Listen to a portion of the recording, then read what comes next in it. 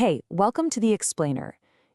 Today we're tackling a really big question about one of the most influential books on the planet. A book that billions read, but let's be honest, is often seen in a very specific, narrow way. So let's get into it. So here it is, the big question. Is the Qur'an only a book for Muslims? I mean, for a lot of people, the answer feels like a no-brainer, right? Of course it is. It's a religious text for a specific religion. But what if that's not the whole story? What if we've been missing something?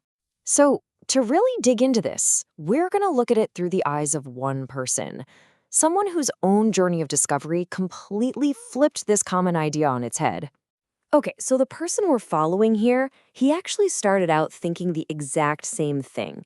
He admitted it himself. He went into reading the Quran with all these preconceived ideas about what he was going to find. And this was his assumption, right? He thought, okay, this is just going to be a book of rules and regulations. And, that's a really common view. A lot of us think of it as just a big list of do's and don'ts. But what happens when you actually crack it open and see for yourself? And this is where things get interesting. This is the turning point. He expected a rule book, but what he found instead were answers. And not just any answers, but answers to these really deep, personal, and frankly universal questions that we all have.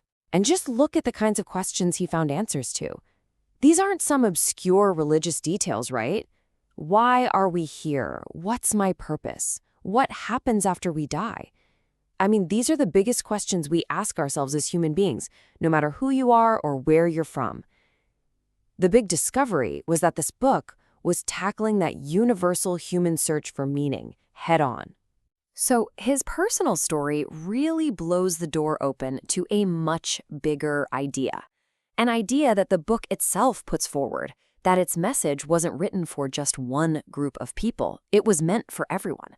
And you can actually see this in the way it's written. The name of the book itself, Al-Qur'an, literally means the recitation, something that's meant to be read. And our source points out that the language inside constantly reinforces this idea of a universal audience. It often doesn't say, "Oh, believers," but instead uses the phrase, "Oh, man," which creates this feeling of a direct, one-on-one conversation between the creator and, any human being who's reading it. And wow, this really shows just how broad the topics are. It's so much more than just a list of rules. It's framed as a guide for living. I mean, look at this.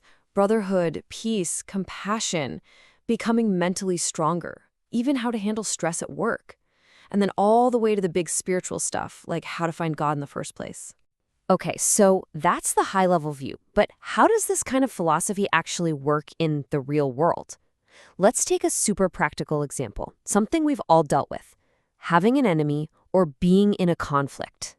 So the problem is enmity. Someone's treating you badly.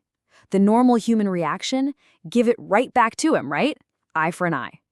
But the Quran suggests something, completely different. It says to return their bad deeds with good deeds.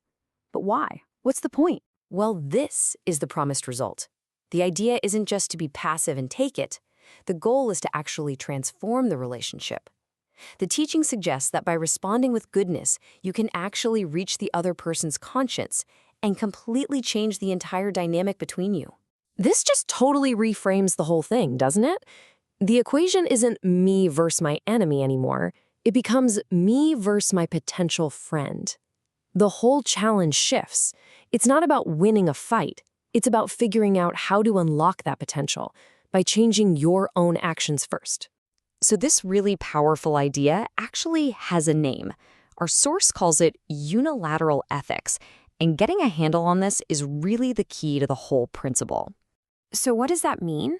Basically, it's a principle where your actions are based on your own positive moral standards, no matter how the other person is behaving.